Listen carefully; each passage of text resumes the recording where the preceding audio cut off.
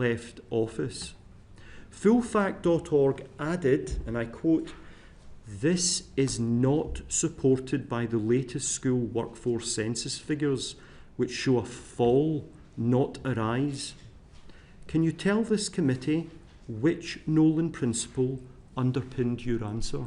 Well, what I was putting before the House is the fact that we are committed to recruiting an additional 6,500 new teachers, and we've got record numbers of trainees coming into the system, and therefore that number is going up.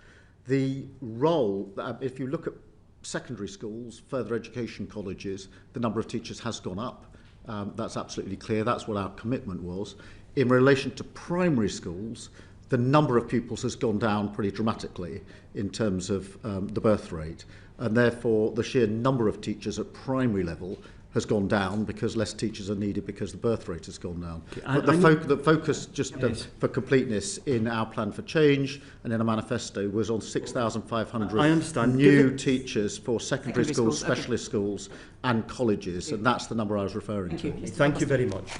Can I now turn to the issue of written parliamentary questions and standards? Now, I know my colleague, the Honourable Member for Lancaster and Wyre, as Chair of the Procedure Committee, has issued calls for evidence in her committee's new inquiry. Now, paragraph 9.8 of your Ministerial Code states, and I quote, "Ministers should, where possible, provide full and timely responses to written parliamentary questions, ministerial correspondence and select committee reports." Once again, can I ask you to confirm to this committee that you're familiar with that paragraph of the Ministerial Code? Yes. Thank you. Can you explain why your government is failing to provide timely responses to WBQs as obligated under the standards outlined by your own Ministerial Code? Well, we do our level best to comply, of course, and I think the Procedure Committee is looking into this, which we welcome, and we'll study carefully the findings and any recommendations that are made. Thank you. Paragraph 1.6d of the Ministerial Code states, "Ministers," and I quote, "should be as open as possible with Parliament and the public, refusing to provide information only when disclosure would not be in the public interest." Are you satisfied that this is in compliance with the high standards you've set your government, the responses that are currently being made? Yes, but obviously if the Procedure Committee in due course sets out its findings and any recommendations, I'd want to study them to see whether we can improve in any way. Smith, MP. Thank you, Chair. Prime Minister, it's an indisputable fact that political staff in Number 10 have been briefing against serving Cabinet ministers, and you and I both sat on opposition benches whilst we had to watch the painful spectacle of political advisers briefing under Johnson and a litany of Tory Prime Ministers. Given that your record when it comes to ministers shows that you've acted very decisively and without favour in terms of applying the Ministerial Code, I wondered if you could say, given your responsibility for setting and upholding standards across government, if you could explain what steps you've taken to establish the facts and how you're going to ensure that Number 10 political staff act in accordance with the Ministerial Code, the Special Advisors Code and the Nolan Principles. Yeah, I mean, let me say to start with that briefing against Cabinet Ministers is completely unacceptable, whether that's from Number 10 or anywhere else, and I've made that repeatedly clear to my staff, to the Cabinet, and put in place a number of procedures where there have been such allegations to give me a level of assurance that it has not happened in relation to direct briefings against ministers and members of the Cabinet. But I've been really clear and consistent on this with my staff, with my team, with the Cabinet, and put in place procedures when there are allegations to assure myself what the situation is. Well, and on the subject of leaks, Prime Minister, last week the Treasury Select Committee had the Chancellor in front of us, and she was very cross about the information that was in the 13th of November Financial Times article by George Parker, a renowned political journalist, and she was clear that that was a leak, and she said, and I'm absolutely categorical, and I'm quoting her here, that this was not an authorised briefing. It was incredibly damaging and frustrating. That is why we have a leak inquiry. It was not briefing that was signed off by me or any of my ministers or officials. It was unacceptable. So that does, if it's not the ministers and other officials in the Treasury, there is a danger that it could have been a leak from number 10. Do you think there was a leak from number 10 Downing Street about the budget? In relation to that incident, there's a leak inquiry going on, as I think I know We know, the yes, absolutely, yes, the Chancellor's announced. So that will go wherever the evidence takes it. So if there was a leak from number, do you think there was a leak from number 10? I've no reason to think there was a leak from number 10. So, but if there were a leak from number 10, what would you do about? What would you do to if there was someone was found? I'd take action. I mean, and I have taken action. It's very difficult with leaks to get to the source of the information. You would take action? Where that has happened in the past, I have taken action, which has led to the removal of individuals. Okay, so you would go as far as removing an individual if they were found to leak the budget? Obviously I'll wait for the inquiry, but I mean, the inquiry will go wherever the evidence takes it. There's nothing to inhibit where they will go, and I'll take appropriate action if there's a finding. Because the report in the FT was very clear. It talked about an official source, and Mr. Parker is a journalist who would have sourced that story. So that's a very big concern. I'll get to the bottom of these leaks. They are, in any organisation, they're intolerable. I took the same action when I was head of the Crown Prosecution Service. There is a leak inquiry. It can go wherever the evidence will take it. And if it comes to a conclusion, I'll act on it. Okay, so you're going to be ruthless with whoever's done this if they're... Well, I want to stop these leaks. Thank you very much. Mr. Alberto.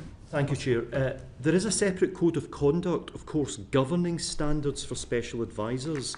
It's called the Code of Conduct for Special Advisers. You are, of course, familiar with this document, aren't you?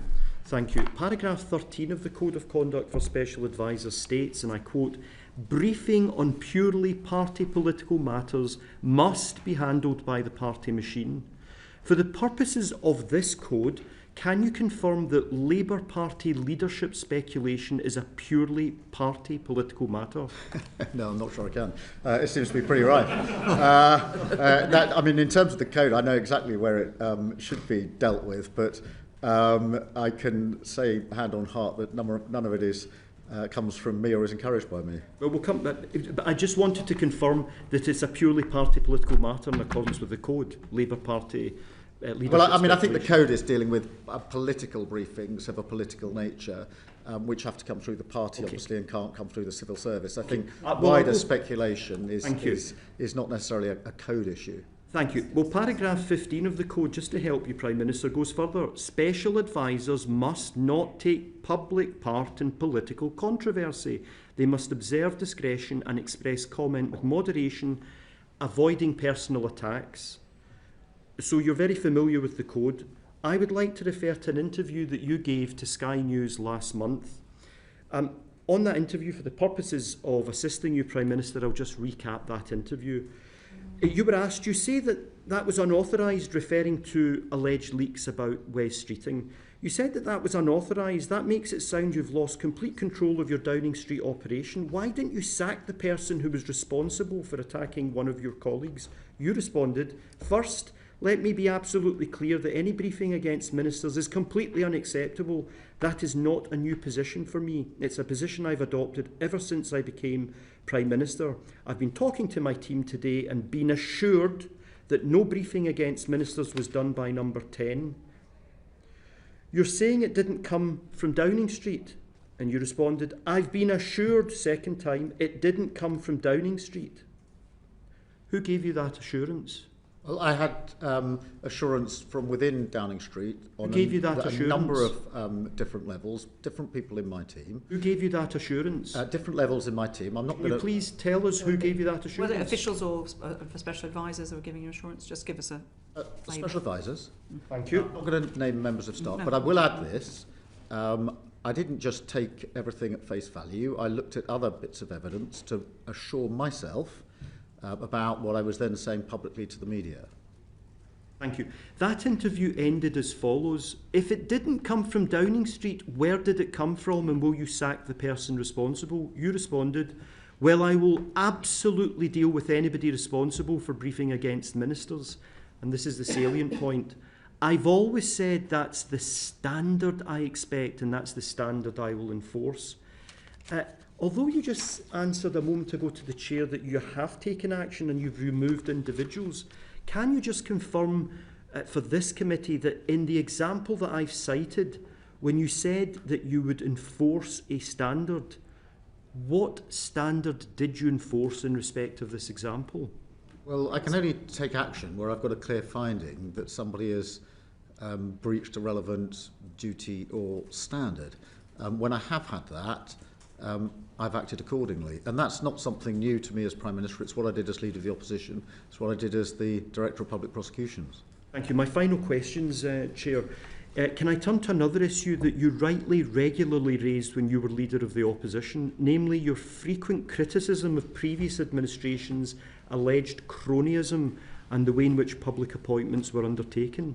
Now, only last month, Prime Minister, you profoundly regretted your own involvement in the appointment process for the chair of the Independent Football Regulator. In your own letter to your independent ministerial advisor, you said, and I quote, "In retrospect, it would have been better if I had not been given the note or confirmed that I was content with the appointment. This was an unfortunate error for which I express my sincere regret." Sir Laurie, in his response, stated, "It is regrettable, as you say in your letter, that despite the recusal we agreed in autumn 2024 concerning the Football Governance Bill, you were asked to confirm that you were content with the proposed appointment." Can you give this committee an update on progress of your internal review that you said to Sir Laurie would take place to ensure this breach in standards does not happen again? Well, firstly, can I say, in relation to David Coburn, that he was first approached by the previous government for this role. And therefore, I reject the cronyism allegation, which I don't think should rightly be put in his case. He was then endorsed by the cross-party committee. So he was headhunted by the previous government because of his suitability for the role, appointed by this government and endorsed by the cross-party committee. I had recused myself in relation to the bill. The decision to appoint was for DCMS minister. That's set out in the legislation, in the statute. So I knew full well it wasn't my decision. As it happens, a note was put before me to say that's what was going to happen, and was I content? And the independent advisor took the view, which I agree with, that it would have been better if that note had never been put before me. In other words, that the recusal had meant I didn't even get the note before me. But when I said I was content, I was well aware I wasn't the decision maker, because I knew that the legislation set out who the decision maker was, and it was the minister in the relevant department by law, and therefore it couldn't be me in any event. I had actually been talking to the independent advisor about it throughout, as he makes clear in his letter. So this was I always take his advice, even if I don't think there's anything wrong, just so that I've got. But just you asked me when you asked me, I've now asked him to look again at when someone says they're recusing themselves. What are then the processes that need to be put in the office to make sure that even a decision which isn't for the recused person is coming by way of note, in effect, isn't put before them, and that's what just to make sure that we're not in that position again. But I was well aware that I was not the decision maker, because I knew by law it was the minister. Thank you. Thanks, Prime Minister. Finally, on other public appointments, can I refer you to your recent decision as Prime Minister on appointments to the House of Lords? Prior to the general election, you promised to reduce political appointments to the Lords, and indeed stated as much in your party's manifesto. Might you understand why the public might feel that you're not upholding the high standards you set yourself on appointments to the House of Lords? Well, it's important that the House of Lords is able to do its vital work of scrutinising legislation. There's an imbalance in the Lords at the moment in the numbers of peers for the relevant political parties, and it's right that we get the balance right as we go forward. But the overarching work to reduce the size of the House of Lords is ongoing. The Hereditary Peers Bill has been going through. And it is important. My question, it was specifically about your comments prior to the general election and the decision that you made last week. But thank you very much, Prime Minister, for the answers that you've given. Thank you. Simon Hoare. Thank you, Chair. Prime Minister, good afternoon. Public trust is pivotal if governance of this country and all of our public life is to be supported and trusted. And that is, I'm afraid, it seems to be a value which is declining. The trust of the public in what we do and why we do it. Baroness Deach, before my committee last week, commented, it's quite interesting how oppositions change their position on standards from when they're in opposition to then going into government. We're doing a piece of work which is clearly showing that notwithstanding Nolan, notwithstanding the EIC, notwithstanding amendments to the ministerial code, there is still an element of what I suppose in the old terms you could have called the good chaps principle, HOLAC, etc. In order to future-proof against rogue operators, and in order to try to bolster declining public confidence, what consideration, if any, have you given or might you give to putting quite a lot of these bodies on a statutory footing, including the ethics advisor at number 10, so that the public can see that there are dispassionate people who take decisions based on good judgment and sound evidence? Prime Minister. Yeah, I mean, on the ministerial code, obviously, I did strengthen, and then I also took the step. The independent advisor, before I became Prime Minister, was not able to initiate investigations, could only do it with the Prime Minister's approval, and I thought that was wrong in principle, and that we would it would be better if the independent advisor, who was appointed under the last government but continued under me, had the ability to say of his own volition, I think this is serious enough for me to look at it. So I have done that. I'm not convinced at the moment we need to go further and put it on a statutory basis, but I never close my mind to further steps that could be taken, whether it's in relation to the independent advisor or any of the other relevant bodies. Thank you very much. So we now move on to the plan for change, which was the government's plan on entering government, and the 5 missions that were established. And I'm going to ask Helen Hayes to kick off on the opportunity mission. Helen Hayes. Thank you, Chair. Good afternoon, Prime Minister. Good afternoon. Prime Minister, your personal commitment to further education and skills is really clear, and we've seen some positive announcements from the government in relation to technical excellence colleges and qualifications reform in the skills white paper. But my committee has recently completed an inquiry on further education and skills, and we found that there are 2 areas that are really holding the FE sector back at the moment. The first of those is that, unlike other post-16 education providers, FE colleges and standalone sixth form colleges are unable to claim VAT back on their expenditure. This is a tax for which there is no justification, a tax position for which there is no justification, and my committee was very clear on that from the evidence that we found. Will you undertake to speak to the Treasury about this anomaly, which is holding post-16 education providers back from delivering against the government's mission? I certainly have a look at it and talk to the Treasury about it. I'm very keen to do what we can to further education. I think it's part of the system that needs more work, more resource, more capability, and more weight behind it. So I'll certainly have a look at that issue. Thank you very much. As an example of the scale of change, a difference that would make, a college that my committee visited told us that the amount that they were unable to claim back in VAT made the difference between a whole extra story on a new building that they had recently completed that they weren't able to add to that building. The second area that my committee found as a problem for the FE sector is the disparity in teacher pay for teachers teaching the same subjects within FE colleges compared with schools. A pay disparity of up to 15% makes it really, really hard for them to recruit the teachers that they need, and also difficulties in getting people from industry to come and teach on within the further education sector. On a recent visit to Switzerland, we found that the Swiss rail system pay their staff more. They get an extra premium if they are prepared to undertake training for apprentices within the rail system. We've just had the announcement on the setting up of Great British Rail. Will you look at the premium that is placed on training for the next generation of the rail industry within the leverage that you have with Great British Rail, and seek to learn from Switzerland on how important it is that the next generation are really well trained? Yeah, I wasn't aware of the Swiss experience and approach, but certainly very willing to have a look at that. I mean, we do need, in terms of further education colleges, we need to improve the skills, the courses, focus them and make sure they link with the work that those coming out are most likely to be able to do. The retention and recruitment of teachers is hugely important in that sector for some of the reasons you set out. So anything we can do to help in that regard, I'll certainly have a look at the Swiss example and see whether some or all of it can be applied here in the United Kingdom. Thank you. And then final question from me. We've also seen some really positive announcements from the government on opportunities for young people through the Youth Guarantee and the Youth Strategy announced last week.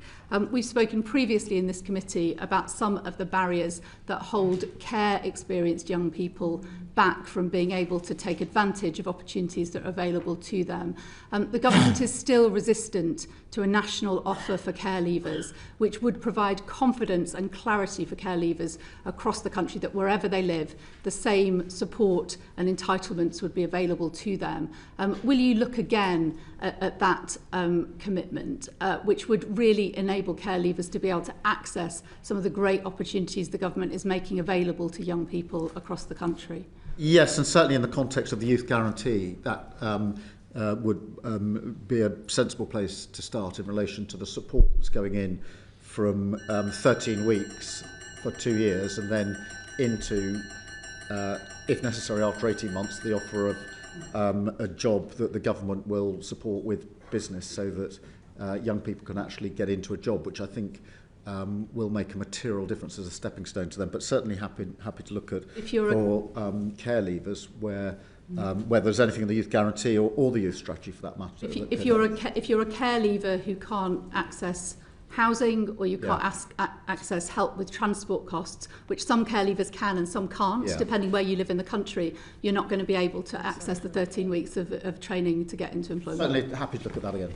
Thank you. Thank you very much, Prime Minister. Andy Slaughter MP. Thank you, Chair. Good afternoon, Prime Minister. Sir Brian Levison's independent review of the criminal courts has 45 recommendations in Part 1 alone, but the controversy around it is centred on changes to the jury system, specifically the mode of trial which will apply in intermediate cases. The plans seem to involve a quarter to a half of current jury trials being heard by magistrates or a judge sitting alone. Yet we are told this will only affect about 1 or 2% of all criminal trials. So it's difficult to see how it will address the Crown Court backlog. Would it not be sensible to postpone decision on the future of jury trials until we have more reliable information and can see what the impact on the backlog will be? Well, I mean, firstly, just putting those figures into context, of all the cases that go to court, criminal cases that go to court in this country, 90% are in the Magistrates' Court and therefore don't have a jury in any event. 10% go to the Crown Court, where there's the potential for a jury. 7% of those plead guilty, and therefore, of all the criminal cases that go to our criminal courts, 3% currently go before a jury. They're the most serious. The proposals that Brian Levison has recommended, and he's a highly respected judge, and would change that to about 2.25%. On its own, I accept the challenge that will not on its own be the silver bullet that speeds up our criminal cases, but it is one element of a package. And I'm acutely aware that victims in our criminal justice system are waiting too long for justice. I'm particularly concerned about violence against women and girls, where all the indicators are that still 60% of victims and survivors will not make it through to the final hurdle of being in court because they'll have dropped out along the way, either pre-charge, during charge, because they're waiting 3 or 4 years to give their evidence. And even in the last week, I've had examples of a 14-year-old who gave evidence when she was 18 and was cross-examined uphill and down Dale about that. Very hard 4 years after the event to deal with that.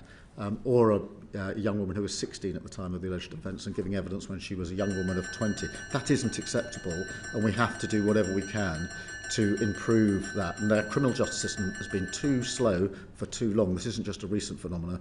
I've been on this for the best part of 20 years. Mr. Slaughter.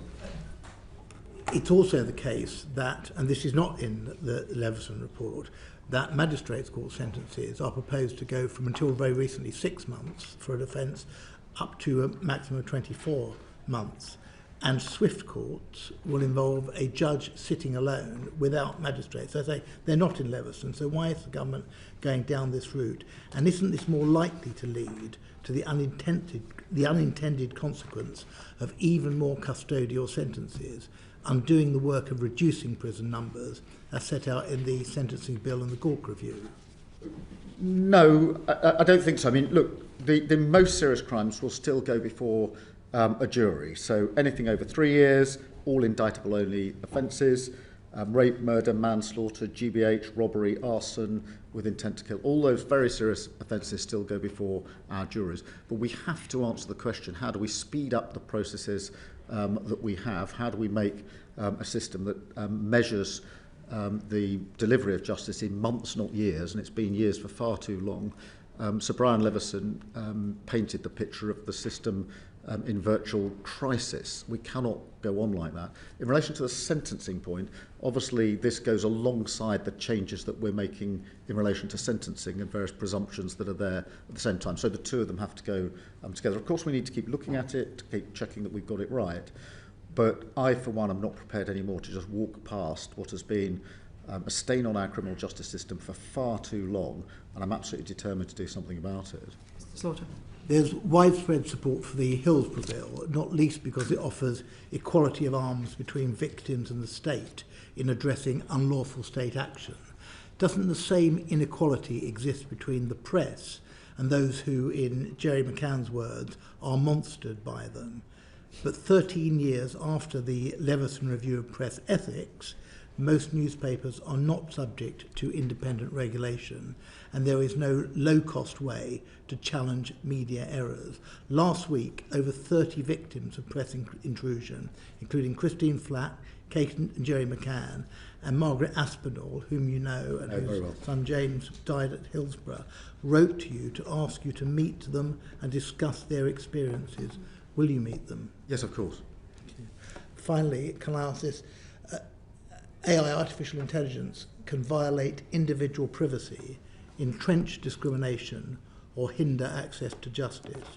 You've put AI at the heart of the government's mission for growth, but how can you be sure increased use of AI will not lead to a weakening of human rights protection? Well, we need to get the balance right. I think with AI, it's a huge opportunity. There's huge potential. Whether that's in health, where already we're seeing the difference it can make. I've seen for myself some of the use of AI to identify blood clots in stroke victims much more quickly than can be done otherwise, and literally saving lives. Equally, AI with heart monitors that can predict problems of the future and allow preventative measures to be taken. In criminal justice, it is already being used in probation in relation to a huge amount of material. And I know that the judiciary are interested in how it can improve criminal justice. Now, it needs to be within a framework, an architecture that is aware of and attuned to the risks, of course. But I don't think we should, for that reason, take the decision that we wouldn't use AI where it can improve criminal justice or the delivery of all our public services. No, I don't think anyone's saying that, but it can include personal data, it can be discriminatory, and it can lack transparency, and that needs some human oversight, does it not? Yeah, we do need to make sure we've got the balance right, and where there are potentials for risk, then we need to put measures in place. I completely accept that. Thank you, Prime Minister. We know that the Joint Committee on Human Rights, as well as a number of other committees in this House, are looking at a lot of these very issues. I'm sure they'll be feeding that into the government's thinking on this. So thank you. Karen Bradley, Dame Karen Bradley. Thank you very much, Chair, and thank you, Prime Minister, for being before us. When will the government publish the new Violence Against Women and Girls strategy? As soon as possible, and I was in Downing Street when we brought together all of the various bodies that are helping work with us on that the week before last. And so now we're looking at very shortly in the future. I think the sooner we can get... Well, I would hope to do it as soon as possible. I don't want to commit to a date that ends up not being possible. But I'm not... I mean, I'll be clear with you. I want it out as soon as possible. I'm really pleased with the work we're doing on this. We've got incredibly good individuals and organisations working with us on it. And so we will get it published as soon as we can. The Home Secretary was on the media round yesterday talking about things that will be in the strategy. I expected we'd have a statement today on it. I'm very surprised we've not got it, if she can do the media round on it. Yeah, I mean, we're very close. I think we're just finishing off the final bits in the strategy. But I do want to get it out as quickly as possible. I think, Prime Minister, I mean, in response to Mr De Costa, you were saying how you thought his statements to the House were important, and here's an example of one where there was a lot being discussed by ministers in the media to the public, but not to Parliament. Yeah, Which is it? Well, the strategy is not. I mean, we'll do the strategy in due course, but I mean, it's one. But the government said it would come out before the summer. It then was going to be in September. We've been told time and again it was going to come very soon, and we're still waiting for it. And it's having real world consequences.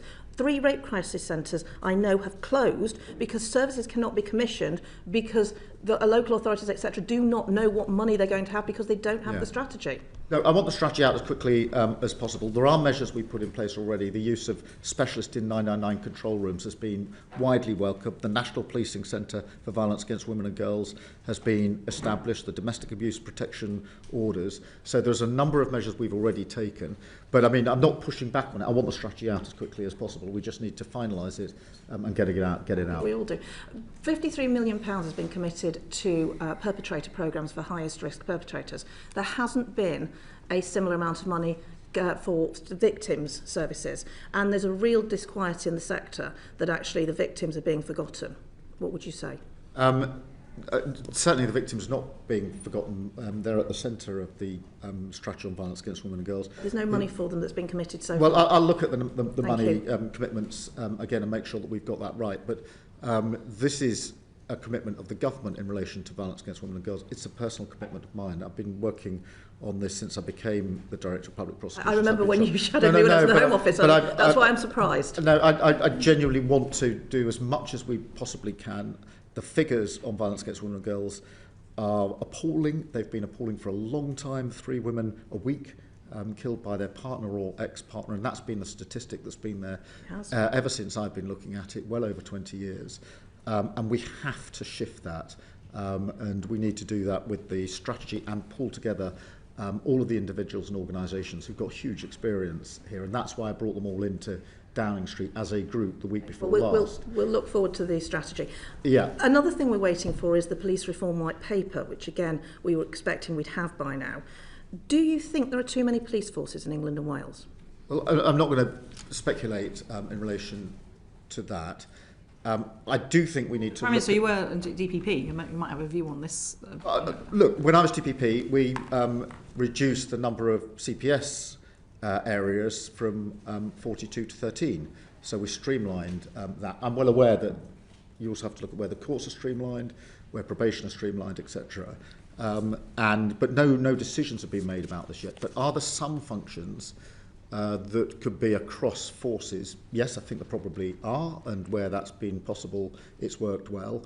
Are there some areas such as, the uniforms, the police cars, that could be better looked at across a number of forces? Yes, I absolutely think there are. So I'm up for rationalising it, but no decision on what the final configuration has looked like has been arrived at in relation to that. Put a plea in for Staffordshire, having had what happened to Staffordshire ambulance services when we merged into West Midlands. I think we'd like to keep our police in Staffordshire. No, I completely get that. And the chief constable knowing his or her patch is really important. Really is. The question is I've approached it slightly differently, which is, are there sort of structural issues where you could look at types of offence which aren't usually confined within a county border, where we could make better use of work across forces than we are at the moment, rather than just a structural reset in terms of numbers isn't, I think, the answer to this.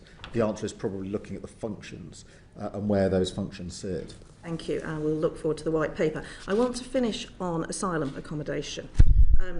The government said that they were looking to open large sites in Crowborough and Inverness by the end of November. They've not opened yet. When will they open? As soon as we're satisfied that they're ready, but we have got military sites under consideration. Obviously, we need to make sure that they're suitable and that all the necessary checks have been carried out. But we do want, asylum hotels were at their height, measured, I think it was 400 or so. They're down to about 200 now. I'm absolutely determined that we will close them by the end of this Parliament, sooner if it's possible, and that's why military sites are under consideration. Can you understand the how local residents feel and the uncertainty there is? They've been told that they've been identified as a site. They don't know when it's going to open. They don't know what the clientele are going to be, and there is real concern. And you know the MPs that represent those areas have made representations to me as chair of the Select Committee. We really need to understand how this is going to affect local areas. Can you sympathise with that? I do understand that, and in the end, the question needs to move away from where are we housing people whose asylum claims haven't been processed to how can we more quickly get the lists down so we don't have to go through the exercise of housing them anywhere or for very long. We inherited record levels of claims because they weren't being properly processed under the last government. We are bringing them down as quickly as we can. But for me, that has to be a priority because in the end, whether it's hotels or other accommodation or military sites, the better answer to the question is how do we get the numbers down in the first place? Thank you very much, Minister. Patricia Ferguson, MP. Thank you, Chair. Prime Minister, earlier this year, the UK's first sanctioned drug consumption facility opened in Glasgow. It's called the Thistle, and it exists because of a statement of prosecution policy given to it by the Lord Advocate. In the Scottish Affairs Committee's report, we urged the Government to take an evidence-based approach to the facility's future. In its response, the Home Office has reiterated that it will not amend the law to put the facility on a sound legal footing. Given the scale of Scotland's drug crisis, with the highest death rates in Europe from drug overdoses and drug abuse, can you commit to reconsidering the position if the evaluation from the pilot shows that the facility has been effective in reducing drug deaths and drug harms? Yep. First, let me pick up on your absolutely valid point that there are just an unacceptable, a terribly high number of drug-related deaths in Scotland, particularly in Glasgow, which is very much the focus of this discussion. We've looked at it and we do not intend to amend the law, but the way, as I understand it, that the scheme operates in Scotland allows it to take account of factors that are peculiar or more focused, I should say, in Scotland, particularly the high number of deaths, in relation to prosecutorial discretion in terms of what action will follow if these centres are set up. So that is an area which, to my mind, is rightly better taken by those in Scotland addressing the particular issues that they have. But I don't think it should lead to a wider UK-wide changing of the drug laws. Thank you very much indeed, Prime Minister. Cat Smith, MP. Thank you, Chair. Prime Minister, you've repeatedly said that the economic mission of this government is to be on the side of working people. Is that still your position? Yes. Yes. And do you consider farmers, many of whom are getting up at 4 a.m, working 365 days a year, feeding the nation, to be working people, yes or no?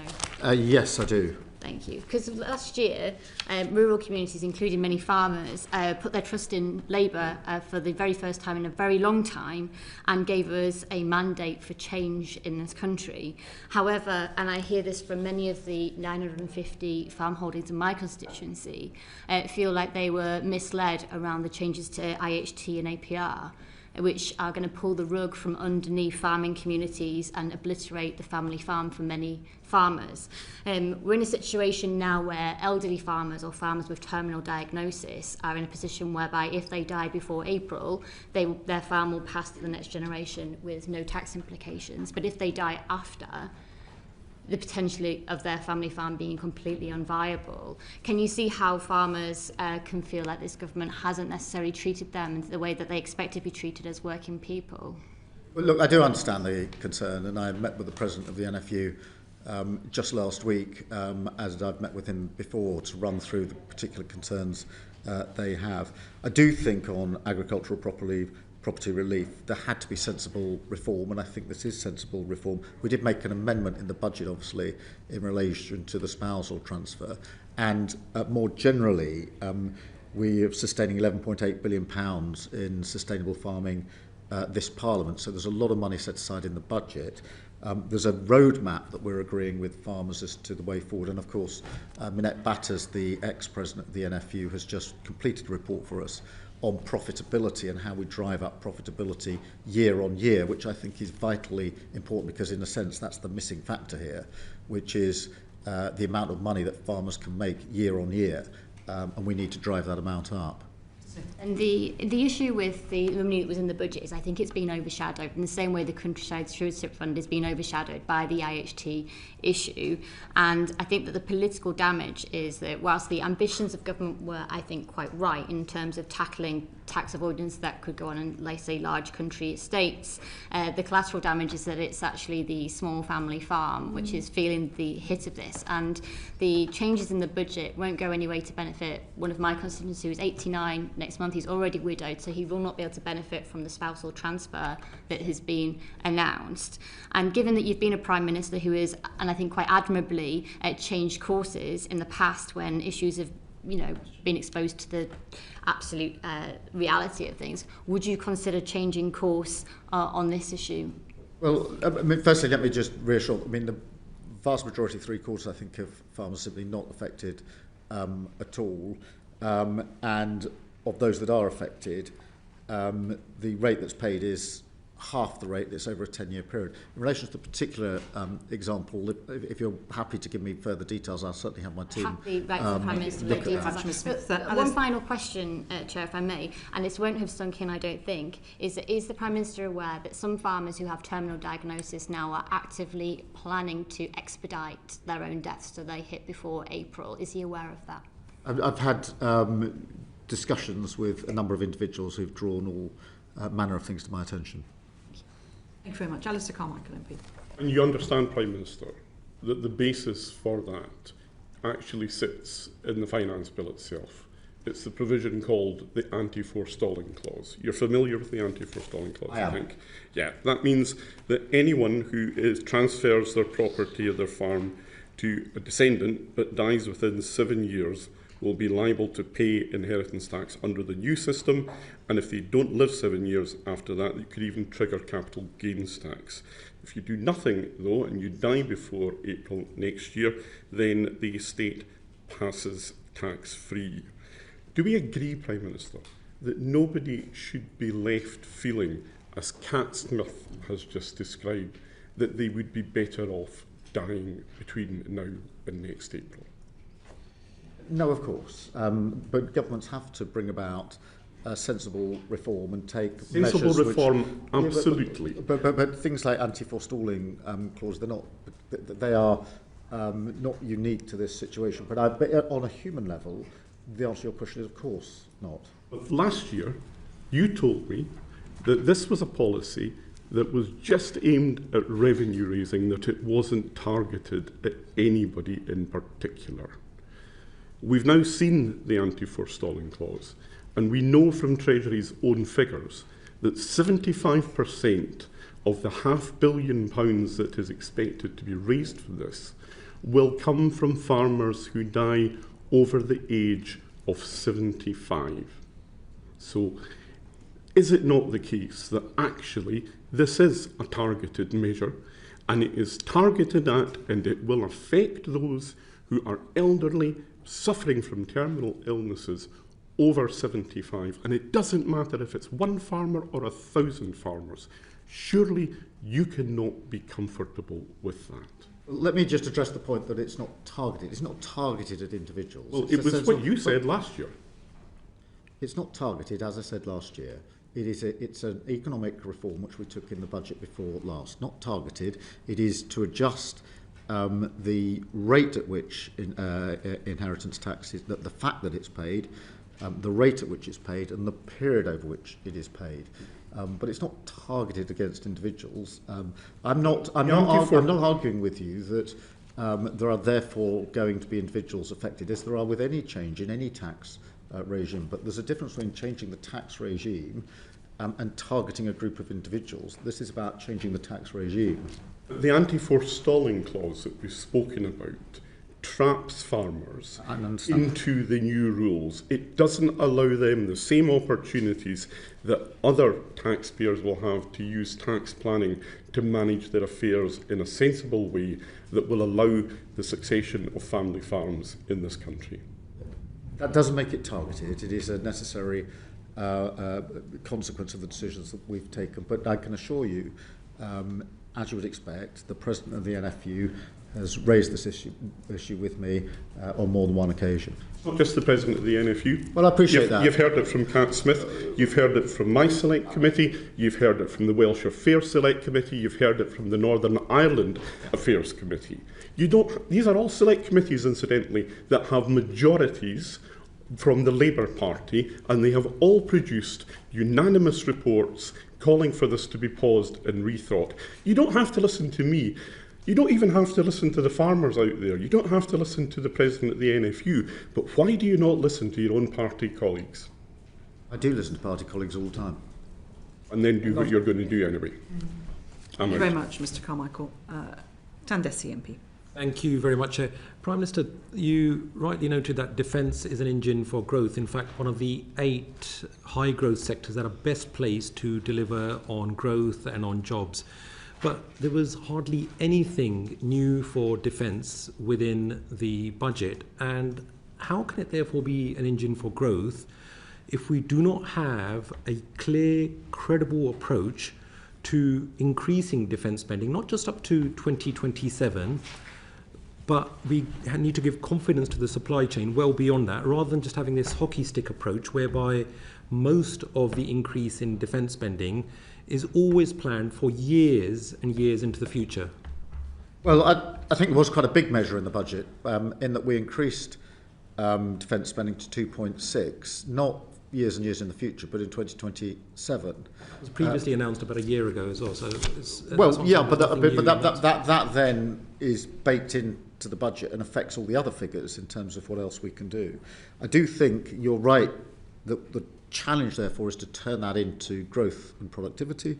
And the way in which we intend to do that is we had the Strategic Defence Review, as you know, published earlier this year, and we are now pushing forward with the Defence Investment Plan that is on the back of that, where the actual decisions get taken in terms of how we put the Defence Review forward. But the other thing we've done is to create a hub for smaller businesses that can feed in to the defence spend, so that the extra money that's spent on defence can be felt in different communities through different businesses. On top of that, as you will be aware, we are taking the opportunities to sign big deals with other countries. With Norway, we signed a big deal for frigates, £10 billion to be built in the Clyde, and with Turkey, Typhoons, £8 billion, predominantly to be put together, assembled in Lancashire. And they then boost that local economy, but there are many businesses that feed into that.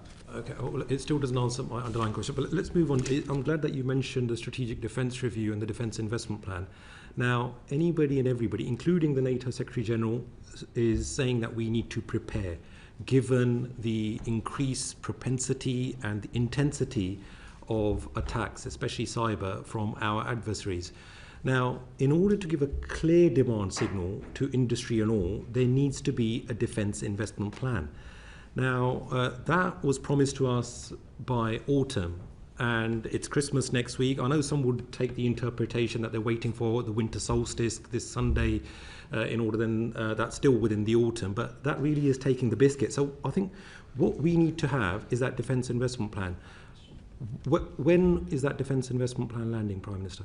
Well, we're working hard on the defence investment plan, and we will publish it as soon as it's ready. But you will appreciate from the work of your committee that that involves very significant and important decisions that we need to make sure we get absolutely right. But we'll do it as soon as it's ready, and obviously so your committee will then want to. You reshuffled out the Defence Procurement Minister at the last reshuffle. Was that wise to do when you're going through a defence investment plan process?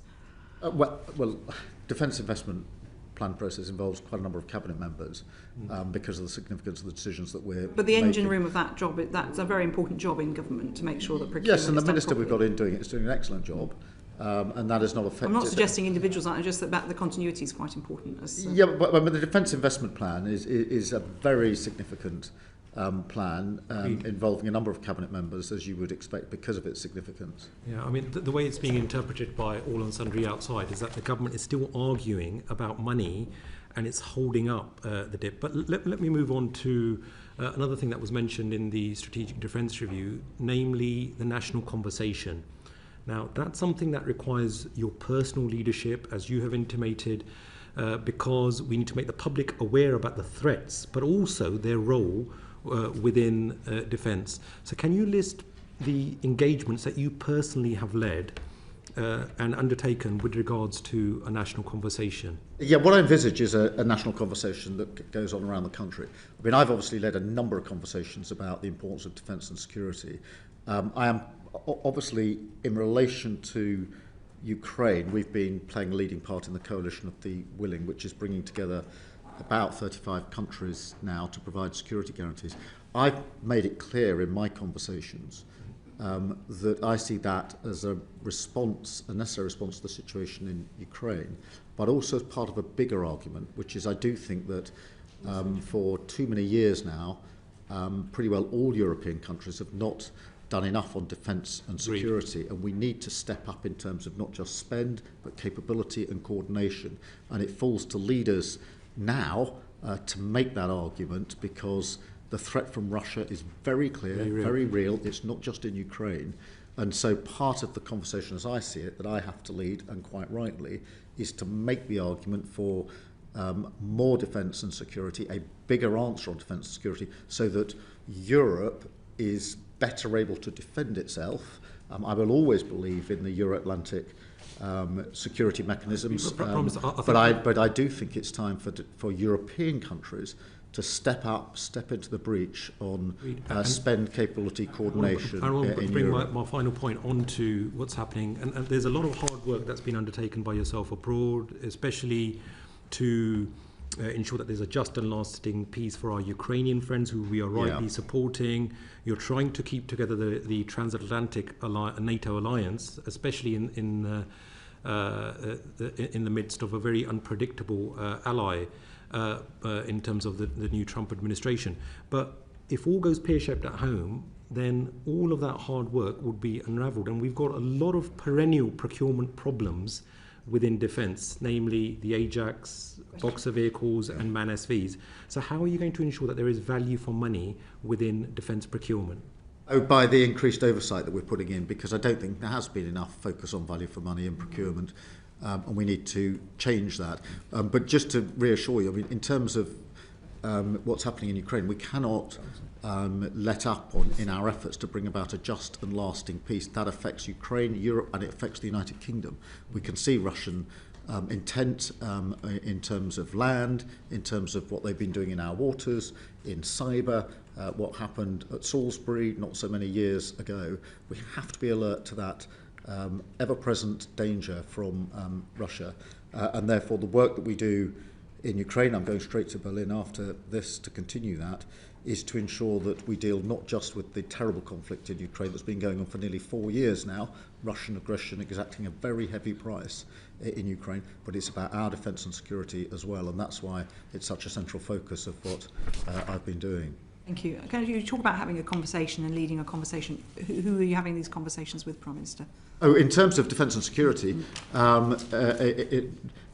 all the other countries involved in the coalition, internationally, all of the work we're doing in the media in this country in relation to different communities, the discussions I have in every community I go to where there's you a may defence say communities, industry. you mean geographical communities? Okay, Lancashire for the Turkish deal, I went there to talk to the communities there about the impact. When you say communities, you mean the workforce, their families, their communities. The same in the Clyde. I went to talk to the apprentices, to the workforce, and their wider communities. I mean, they're two examples, but we're doing this across the country. It needs to be, I would accept the challenge, it needs to be more formalised into a conversation, which is what we envisaged in the strategic review, and that's a bit of work that needs to be fast-forwarded, in my view. But the conversation in terms of the dangers we're facing and what we have to do to step up to those dangers and what that means for strategic decisions in this country. We've got the conversation, and then it's the delivery that Mr Dessy was highlighting as needs to happen. Thank you. Mr Eston, Bill Eston MP. Thank you, Chair. Good afternoon, Prime Minister. The energy price cap is set to be £83 higher in April next year than it was at the general election. That's after the budget measures that your Chancellor has announced. Energy costs are set to increase as a result of improvements to the network and new generation, including sites we'll see. They're going to go on to consumer bills. Chris Stark, your own champion, says that energy bills will be slightly lower in the run-up to 2030. Is there a danger, Prime Minister, that people will say you haven't kept your promise to reduce energy bills by £300? Well, as you will see from the budget, we're taking every step that we can to reduce energy bills, and that's why in the budget we took the decision to reduce energy bills to take £150 off bills for every household. That, as you know in your committee very well, is in addition to the £150 that we've taken off by way of discount for last year. It was the 3 million of poorest households. We've now doubled that to the 6 million poorest households. We need to take further measures that accept your challenge, but I'm also absolutely clear that the only long-term way to get energy prices down is to make the transition to renewables, because energy prices are, at the moment, still a reflection of the fossil fuel market that we are on, the international market, which of course has been profoundly impacted by Ukraine over the last 4 years. Thank you. Certainly, thank you. And the point that Chris Stark is making is it will take until 2030 to start to see them coming down. You don't have very long to get that £300 reduction. No, that's why we're pulling every lever. I'm well aware that for many families, the vast majority, the cost of living is the single most important issue, and that their energy bills are one of the bills they worry about the most, which is why we took the decision in the budget to take that £150 off bills. But do we need to do more? Yes, we do need to do more. Do we need to get to the transition to renewables more quickly? Do we need to try and resolve the situation in Ukraine for a whole bunch of reasons, but among them the fact that Ukraine has affected our energy bills more than anything else in the last 5 years or so. Thank you. The latest climate science, meanwhile, suggests a doubling of the carbon emissions since 2017, and the actuarial analysis that unless we have an immediate and dramatic change in approach, we could see a GDP fall of 20% in the next 20 years. How do you address this challenge? The UK has shown great leadership internationally, but this latest evidence is really, really stark. Yeah, I think with climate change, we've got to see this not just as an obligation, but also as a huge opportunity. As we go to renewable energy, there's a global race on, and huge amounts of investment are being put around the globe into different countries on renewables. I'm really pleased that we're attracting a good deal of that investment because of the clarity of our policy, and more money has come in by way of foreign investment into this country on renewables and clean power than on any of our other sectors. So we've got to take advantage of those opportunities, and therefore it won't be an inhibitor on growth, it will be an engine for growth if we get this right. Okay, and coming to this point about the leadership you've shown internationally, the commitment to an 81% reduction in nationally determined contributions, which is now the second highest, as Denmark's gone 1% higher since 1990, but that's something to be very, very proud of. You decided not to make a financial commitment to the Tropical Forest Forever facility. Isn't there a danger that rather undermines the climate leadership that you've shown up till now? Well, on the TFFF, we've been there as a sort of founder member, if you like, supporting the TFFF. We've been absolutely clear that we see a role for the United Kingdom going forward of leveraging private investment into TFFF, which is very much where the conversation is in terms of funding for projects, and the future will continue to do that and to look at what else we can do. But we remain committed to the concept, the idea, and I've made that absolutely clear to the President in Brazil when I was there for COP just a few weeks ago. Yeah, now I mentioned Denmark. The Danes have been at this for a very long time. It was their response to the 1973 oil crisis was to try and find alternatives. In Denmark, people grow up to be told that a good Dane is a green Dane. Do we need something similar here to get greater public support for this energy transition? I think there is a growing awareness. I think most people would say they absolutely understand the challenge of climate change. They want their government to do something about it. I think they would add that they don't want to necessarily see that reflected simply in their bills at the expense of other measures that can be taken. So I don't think there's a lack of commitment on this. There's an understandable issue in a cost of living crisis as to where the burden lies in relation to the funding of it, which is why, amongst other things, we want to take and did take £150 off energy bills. I think the vast majority of the public do understand we have to take measures on climate change. They can see the effects in this country and other countries with ever more extreme weather conditions. The question is more. I don't think we've got climate deniers anymore. We've simply got climate delayers. Those that think we should put it off. I'm not in that camp. I think that's a mistake. But I am heartened by the fact that there's fewer and fewer deniers, but we do need to get on with this now. So maybe you'll consider the idea that a good Brit is a green Brit.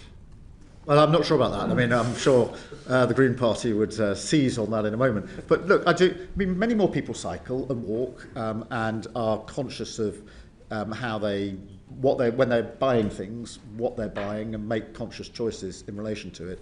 I think their plea would not be don't do the transition to clean power. Their plea would be make sure that it's affordable to families like mine. Thank you, Prime Minister. Patricia Ferguson, MP. Thank you, Chair. A recent report by the Scottish Affairs Committee found that clean energy jobs, the creation of clean energy jobs, not being keeping scale or pace with the loss of jobs in the oil and gas industry. Harbour Energy UK, the largest oil and gas producer, has indicated that one of the reasons it's cut 350 jobs this year is the UK's tax regime.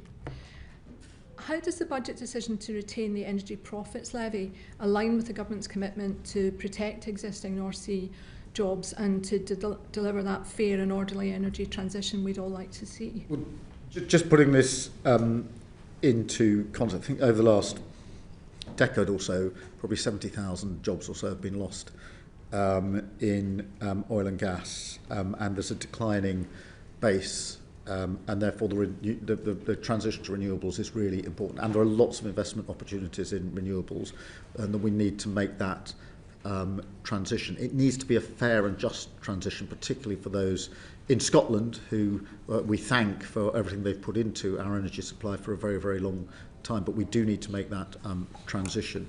In relation to Harbour Energy, ultimately that was a commercial decision by the business, but that doesn't take away the impact that will have had on those working there and their families and their communities. In relation to the tax, we've made it clear when the tax will end and looked at how the tax works, but it is important that we make the transition to renewables because in the end that will guarantee generations worth of jobs in Scotland and elsewhere. We are committed to oil and gas being part of the mix for many years to come. And obviously we made changes to the tieback scheme just recently, which is something the sector had been asking us specifically to deliver on. I'm pleased we've been able to do that. Thank you, Ms Ferguson. I think our committee was very concerned, however, that the scale and pace of the creation of the new jobs in the new industry was not anywhere near close to the number of jobs that we're losing in the oil and gas sector. However, if we look at some specific jobs that we lost at Grangemouth, earlier this year, you yourself, Prime Minister, ring-fenced £200 million from the National Wealth Fund to support Grangemouth going forward. We haven't seen any concrete proposals coming forward as a result of that funding, although there was a good announcement last week that has come from other funding announced in the budget. Can you tell us why delivery of those changes, new jobs at Grangemouth, is taking so long? Yeah, look, well, firstly, we obviously put £100 million package in to support the community, invest in the local workforce, along with tailored support on good alternative jobs. Then we announced the £200 million from the National Wealth Fund for co-investment with the private sector. That has yielded about 100 inquiries from the private sector, which is a good thing, so we need to go through those. And at the budget, just a few weeks ago, we announced over £14 million to support the projects that are viable going forward from that. So what we're doing is whittling that down. There has been a good level of support. I'm really pleased that that has happened. I think That is at least partly because we indicated we'd put the 200 million down through the National Wealth Fund. Now we need to work through those that are viable and put the support. That's why the 14 million was put down, to support the options that are viable so that we can go with it. I think Grangemouth has a huge potential future, by the way. I think it's, I absolutely do not see it as one of those cases where decline is inevitable. I think that the potential for Grangemouth is huge, particularly carbon capture and other projects, and so we need to seize that and make sure that Grangemouth is the successful future that I know it can be. Do you think we will see new jobs being created in Grangemouth soon? Yes, I hope so, and what we need to do is obviously have a support package for the workers that are there at the moment and work as quickly as possible to bring these inquiries and opportunities to fruition. We were worried in the committee that Grangemouth might in effect be the canary in the room and might be the precursor to other such losses, and of course within a month of our report being produced we saw the proposed closure of Mossmoran, putting another 400 jobs at risk. Now, Exxon has also said that UK policy environment drove the decision to focus its business elsewhere in the world. We are aware, however, that they have closed a plant in France and are likely to close one in China too. But what does the loss of that strategic asset at Mossmoran say about our ability to compete globally for industrial investment? Well, on Mossmoran, again, I have to recognise it's a very difficult time for the workforce there. To reassure you and others that we engaged constructively with the company over a 6-month period to see whether it was possible to put a viable plan together, because we recognise the importance of it. In the end, it was consistent with decisions they were taking in other countries in relation to their particular project. We have to pick this up as a challenge and look at what viable options there are going forward. But I can assure you we worked hard with the company for 6 months to see whether there was an option, but the needs of the business were very substantial, and hence the measures they took in other countries as well. Thank you very much. Simon Hall MP. Thank you. Prime Minister, on a scale of 1 to 10, how gutted are you by the BMA's latest strike action vote? Oh, very gutted. Is that 10 out of 10? 10 out of 10. It's irresponsible at any time, particularly at the moment. It comes on the back of a very substantial pay increase in the last year or so. There's a deal that we've put on the table that could have been taken forward, and so I think it's irresponsible action by the BMA, and not for the first time. Thank you. Okay. Maybe irresponsible, and I agree with you on that, but it's not actually surprising, is it? I mean, you've pointed to the massive pay rise last year, for which there were no productivity improvements linked at all. The BMA could be accused, but with some justification, of thinking they've got the government over a barrel, and you will eventually cough and sign the cheque if they shout enough. Prime Minister.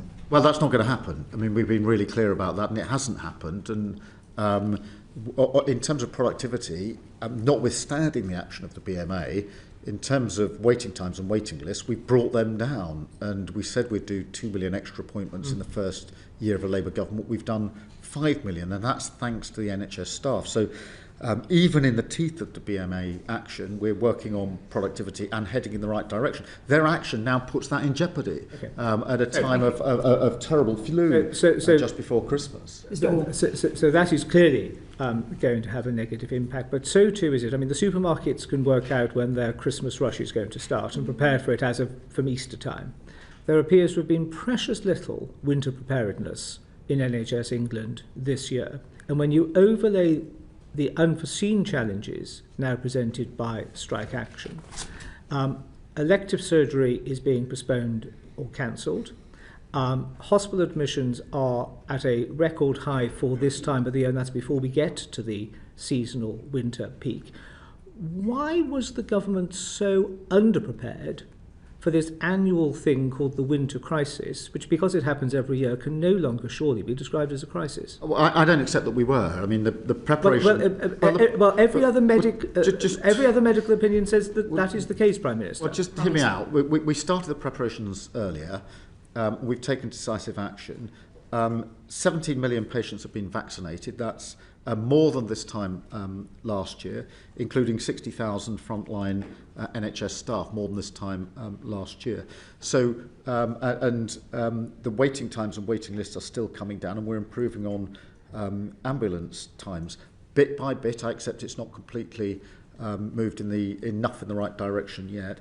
I've been through the flu figures with Chris Whitty in terms of the strain and the ability that a government has to try to deal with that. And as we all know from previous years, predicting what strain of flu and what time it's going to hit is extremely difficult to do. And I don't think anybody would say that can be attributed to the government. I think by putting a plan in place early, we've been able to take decisive action, more vaccinations. I want more still, by the way. I want the number to go up next year, but more have been vaccinated this year than last year. Mr. Hall. So you have now said on the record via this committee to the BMA there is no additional money on the table other than that which was being tabled over the last few days.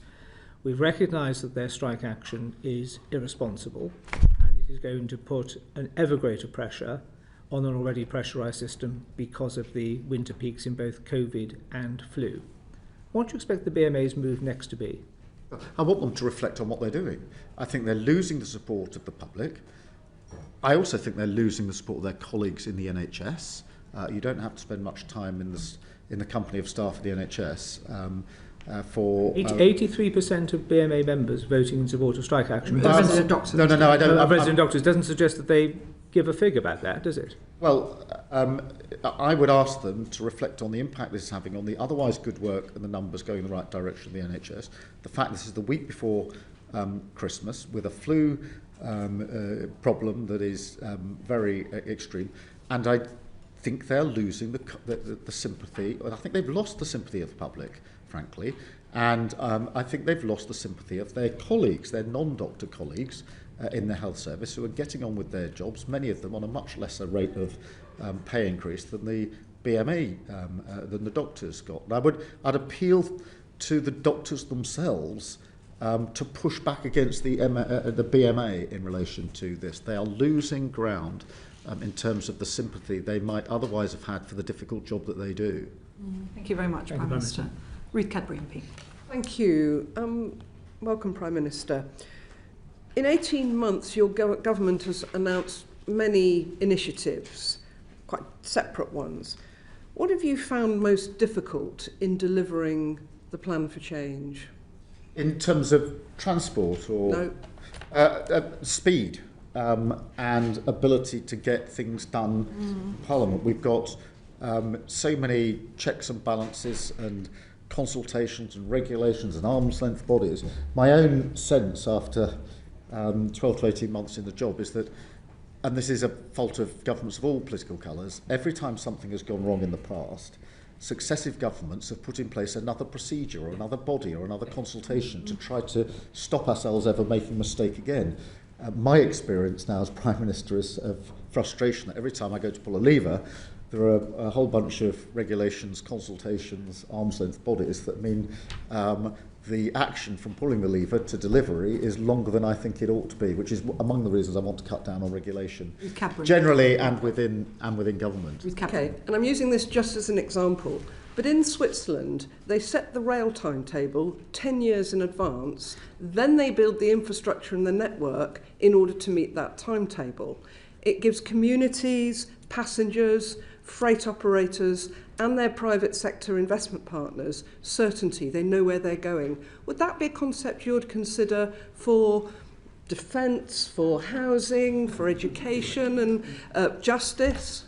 I'm not sure I'll go the full Swiss, but certainly the more decisions that can be made with sort of medium and long-term planning, the better. Setting the numbers and times of trains in 10 years' time is probably going a bit far for my liking, because I suspect that the way in which people travel and demand will change over that period of time. But the general proposition, the general proposition of look, too many decisions over the last 14, 15 years have been short-term responses to problems, not middle and long-term decisions to fix things more fundamentally. And I think we need to be in the fixing more fundamentally place as we go through government. Thank you. Thank you very much, Prime Minister. Prime Minister, you sound like you were surprised that you come into government, you pull a lever, and it doesn't always happen, or perhaps something else happens over there. Frustrated rather than surprised. So do you consider that there was enough preparation for entering government in order that you and your ministers were ready for this? Yes, but when it comes to regulation, we're taking it down, but it takes time to take it down. So I'm not surprised, but I'm frustrated. And it's amongst the reasons that we're trying to get rid of as much of the regulation as possible, to get rid of arm's length bodies and ensure that we can move more quickly. But that was never possible on day one. Getting rid of arm's length bodies, you think, is going to make things go more quickly? Well, we need to look at the number we've got and what they actually add. I'm not saying get rid of them all, of course, but I think there is a frustration. I think this is shared across the last government and this government, that there's a sort of thicket of reasons you can't do anything, rather than a clear path through at speed, and it's the clear path through at speed that we need. Okay, well, thank you. Sir Geoffrey Clifton-Brown. Good afternoon, Prime Minister. As Chair of the Public Accounts Committee, I'd like to raise with you a report that we published in 2024 into sensitive government scrutiny. It is conventional, as you know, for the government to reply to committee reports within 2 months of publication. However, 18 months on, my committee has yet to receive a government response. Dame Meg and I are grateful to you for your response to our letter sent earlier this month, and we welcome your assurance that cross-government work that you are now leading on this issue. However, please would you undertake to meet with Dame Meg, the Controller and Auditor General, and myself in private as soon as possible in the new year, because we'd like to ensure that you're fully appraised of the detail of our proposal. Yeah, I'm very happy to meet. Thank you. I do understand the issue. Obviously, there's a careful balance to be struck, but I understand the concerns that you and the Chair have raised, and very happy to agree to a private meeting to discuss further. Thank you very much. Florence Ejalomi MP. Thank you, Chair. And thank you, Prime Minister. Earlier you mentioned to Mr Costa in terms of making sure ministers are presenting issues and policy statements to the House. One of those issues that we've been pushing for a few months now is the long-awaited reform to leasehold and common hold. The Secretary of State confirmed in our select committee last month that will be laid before the House before Christmas. Can you guarantee, Prime Minister, we will receive that before the House rises on the Thursday the 18th? I can't guarantee that, but I want to move it forward as quickly as possible. I know the strength of feeling and the reasons that we need to look at this. They're self-evident. So we'll come forward with proposals as quickly as we can. Thank you. Thank you very much indeed. Prime Minister, you're heading off as well, eventually to hopefully a bit of a Christmas break, but we understand you're flying off to Berlin today. I wondered if you could give us an update on the situation vis-à-vis Ukraine and what the UK is doing in that respect. Well, thank you for that, because this is obviously a critical period for Ukraine, and not just for Ukraine, for Europe and for the United Kingdom. And European history is full of peace agreements that failed and sometimes led to even greater conflict. And that is why it's really important that we attend to this in detail. Putin has shown time and again that he will keep coming back for more if he sees the chance. We must never lose sight of that. And that's why I've argued consistently that any cessation of hostilities, we've gone on for nearly 4 years now, exacting a heavy price in Ukraine, both on the front line, civilians, infrastructure, energy, and, if I may say so, in Russia, where 5,000 Russian soldiers on average are being killed every week on the front line because of the ambitions of one man, Putin.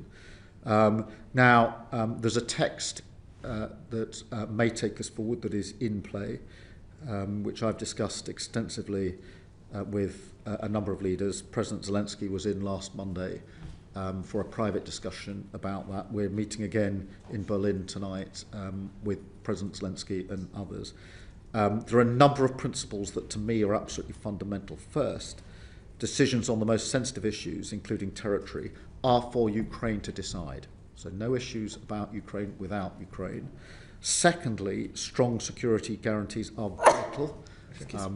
Peace agreements fail, in my view, predominantly because there aren't sufficiently robust security guarantees behind them, which is why the French President and I set up the Coalition of the Willing, which was to put in place guarantees from the Coalition of the Willing countries in accordance with and alongside the US playing a full part. And then the third principle is that elements that affect NATO, Europe and the EU must involve NATO, Europe and the EU and their institutions and members.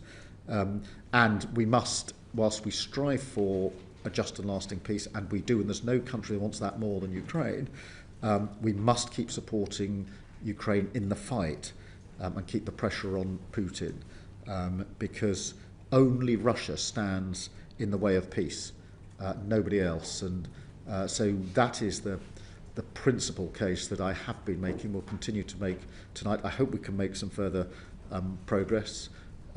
We certainly had a good session in Monday in Downing Street last week, but the route to peace is not a straight road, but we will keep on trying to get to the right outcome, because, as I say, history is littered with peace agreements in Europe, which people had faith in, but in the end fell apart and led to even worse conflict. When you talk about security guarantees, would that be British personnel and British equipment on the ground in the region? If necessary. I mean, what we did with the Coalition of the Willing was to draw up, we had a political process with the leaders, we had a military process with the military planners, and we said to them we want military plans for the air, for the sea and for the ground, and for Ukraine's own capability.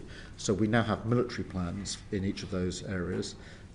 If necessary, that does involve ground deployment, but obviously at the moment the prior question is whether we can get to a just and lasting peace.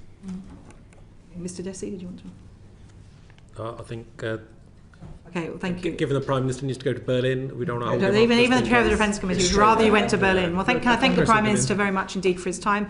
The transcript of the session will be available on the website uncorrected in the next couple of days, with thanks to our colleagues at Hansard, thanks to our colleagues at both time. We hope, Prime Minister, that you do get some time for yourself and your family over the festive period. Well, thank you, and can I wish all the members of the committee and their families a peaceful Christmas and New Year.